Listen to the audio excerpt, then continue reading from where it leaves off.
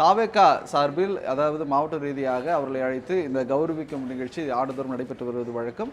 தொடர்பாக இன்றைய தினம் இந்த நிகழ்வில் விஜயுடைய பேச்சு பெரும் அரசியல் வட்டாரங்களும் சரி ஒரு பெரும் பரபரப்பை ஏற்படுத்தியிருக்கக்கூடிய நிலையில் தற்பொழுது நம்ம மத்தியில் திமுக வழக்கறிஞர் சரவணன் அவர் நம்மோடு இணைந்திருக்கிறார். அவரிடம் கேட்கலாம். சார் வணக்கம். இன்றைய தினம் விஜய் அவர்களுடைய பேச்சு அதாவது ஊழலுக்கு எதிராக நிற்க வேண்டும், அதே போல மாணவர்கள் போதைப் பொருட்களை ஒதுக்கி வைப்பது போல ஜாதி மதம் இனத்தை ஒதுக்கி வைக்க வேண்டும் என அவர் தனது உரையில் தெரிவித்திருக்க, அதை எப்படி பாக்குறீங்க? நீட்டை பத்தி சொல்ல மறந்துட்டீங்களே.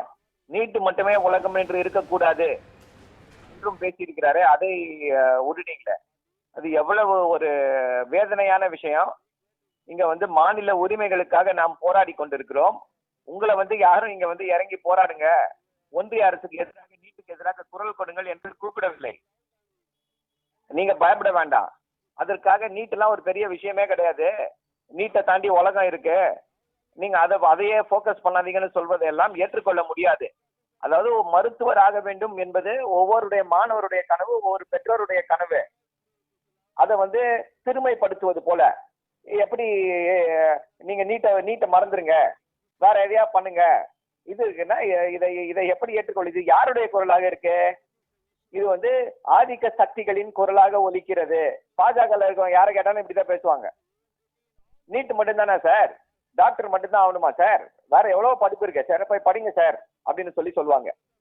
உங்க அறிவுரை தேவையில்லை எங்களுக்கு. நாங்க என்ன படிக்கணும்ன்ற உங்க அறிவுரை எங்களுக்கு தேவையில்லை.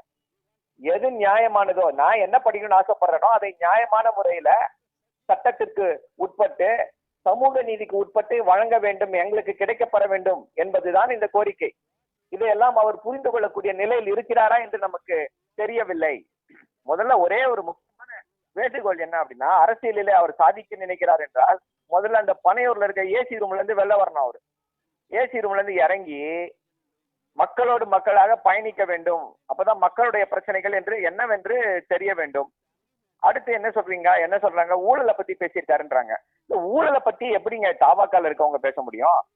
அதுவும் திரு விஜய் அவர்கள் ஊழலை பத்தி எல்லாம் எப்படி பேச முடியும்?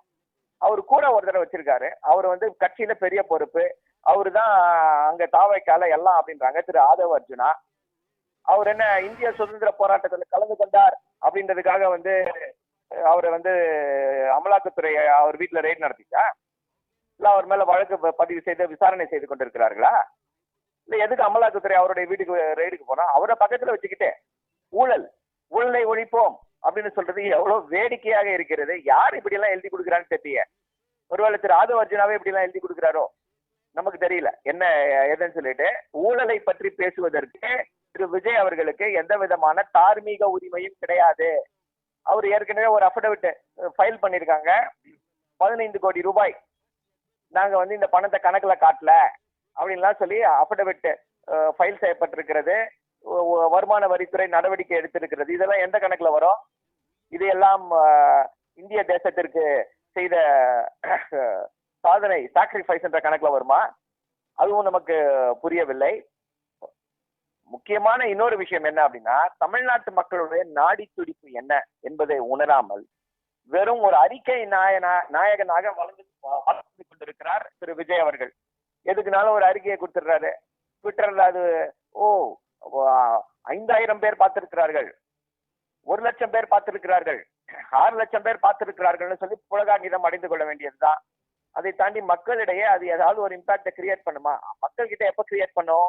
நீங்க மக்களுடைய பிரச்சனைகளை பிரதிபலிக்கிறீங்க, மக்களுடைய அந்த ஆஸ்பிரேஷன்ஸை பிரதிபலிக்கிறீங்கன்னா வரும்.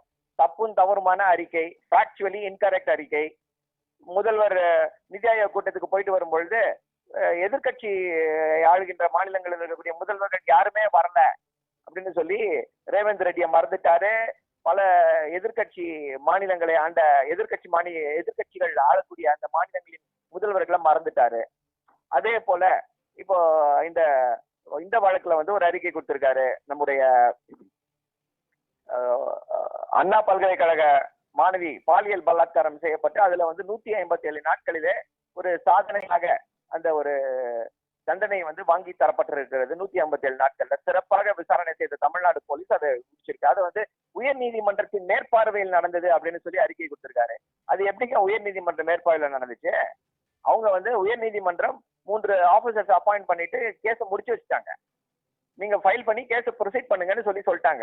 அவங்க கேஸை ப்ரொசீட் பண்ணி முடிச்சுட்டாங்க. தமிழ்நாடு டைரக்டர் ஜெனரலுக்கு தான் டைரக்ஷன், அவங்களுக்கு தேவையான ஒத்துழைப்பை கொடுங்க அப்படின்ட்டு. சோ இப்படி தப்பும் தவறுமாக அறிக்கைகளை தொடர்ந்து கொடுத்து கொண்டிருக்கிறார். கள நிலவரம் என்னவென்று தெரியவில்லை. இது என்ன சினிமா கிடையாதுங்க, 4 பஞ்ச் டயலாக் அடிச்சா அப்படியே மக்கள் வந்து ஓட்டு போட்டுருவாங்கன்னு சொல்லிட்டு அவர் சினிமால பிரபலமாக இருக்கிறார் என்பதற்காக அது அப்படியே அரசியல்ல டிரான்ஸ்லேட் ஆயிரும் ஓட்டா அப்படின்னு கனவு கண்டு கொண்டிருந்தார் என்றால் அவருக்கு நம்முடைய ஆழ்ந்த வருத்தங்களை தெரிவித்துக் கொள்கிறோம்.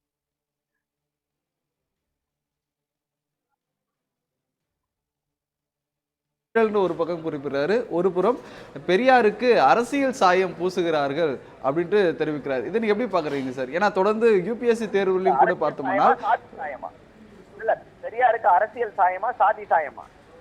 சாதி சாயம் பூசுகிறார்கள் என்று அவர் குறிப்பிடக்கூடிய இந்த பேச்சு எப்படி பாக்குறீங்க? ஏன்னா சமீபத்தில் நடைபெற்ற யூபிஎஸ் தேர்வில் கூட பெரியார் அவர்களுக்கு தன்னுடைய ஜாதி பெயர் இடம்பெற்று அதாவது கேள்வி வெளியாகிறது பெரும் சர்ச்சையை ஏற்படுத்தியிருந்தது. இந்த நிலையில இப்ப விஜய் இந்த பேச்சுக்கு சொல்லியிருக்காரு, எப்படி பாக்குறீங்க சார்?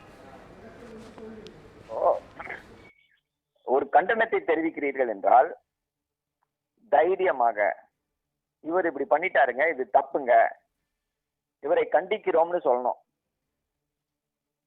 சினிமால டயலாக் வர்ற மாதிரி இவர்கள் இப்படி அவர்கள் அப்படி அப்படி பூசிட்டாங்க, இவங்க யார் பூசினா? அவர் சொல்றதுக்கு என்ன ஒரு இடம் சுட்டி பொருள் விளக்கு நீங்க கொடுத்துட்டே இருப்பீங்களா? நீங்க சொல்லிதான் இப்போ அவர் சாதி சாயம் பூசிட்டாங்கன்னு போயிட்டாரு, நீங்க தான் இடம் சுட்டி பொருள் விளக்குறீங்க. இதுதான் மக்களுடைய வேலையா? அவர் என்ன அறிக்கை கொடுக்கிறாரு, அந்த அறிக்கையில அவர் எதை சொல்கிறார் அப்படின்னு சொல்லி ஒரு எக்ஸ்பர்ட்டோட, ஒரு கரண்ட் அஃபேர்ஸ் எக்ஸ்பர்ட்டோட ஹெல்ப்பை வச்சுக்கிட்டு டீகோட் பண்றதுதான் தமிழ்நாட்டு மக்களுடைய வேலையா? தைரியமா பேச வேண்டியதானுங்க. பாஜக செஞ்சிருச்சு, RSS செஞ்சிருச்சு, அங்கே வந்து கல்வி காவிமயமாக்கப்பட்டது, அதனாலதான் இப்படிப்பட்ட விஷயங்கள் நடக்கிறதுன்னு தைரியமா பேச வேண்டியதானே? அந்த தைரியம் கூட இல்லையா அவருக்கு? அதே போல உச்ச நீதிமன்றத்துல இந்த இதுல வந்து அபிடவிட், சாவாக்கா அபிடவிட்ல என்ன பேர் போட்டிருக்காங்க? தந்தை பெரியாரை விழித்திருக்கிறார்களா? எப்படி விழித்திருக்கிறார்கள்? அதற்கு என்ன சப்பை கட்டு இவங்க சொல்ல போறாங்க? ஒருவேளை அந்த தவறை மறைப்பதற்காக டைரக்டா அட்டாக் பண்ணா எங்க நம்ம மேல பாஞ்சிருவாங்களோன்னு சொல்லிட்டு அப்படியே போயிட்டாரான்னு நமக்கு தெரியல. எங்களுடைய கொள்கை ஆசான் தந்தை பெரியார்ன்றாங்க. நீங்கள் தந்தை பெரியாருக்கு கொடுக்கக்கூடிய மரியாதை இதுவாகத்தானே இருக்கிறது. கோர்ஸ் கரெக்ஷன் பண்ணுங்க. அதுக்கப்புறமா நீங்க வந்து நான் இப்படி ஆயிடலாம் அப்படி ஆயிடலாம், எங்க கூட கூட்டணிக்கு வாங்க, உங்க கூட கூட்டணிக்கு வாங்கன்னு சொல்லி வியாபாரத்தை அடுத்து பார்த்துக் கொள்ளலாம். சார், உங்களுடைய கருத்துக்களை பதிவு செய்தமைக்காக நன்றி சார்.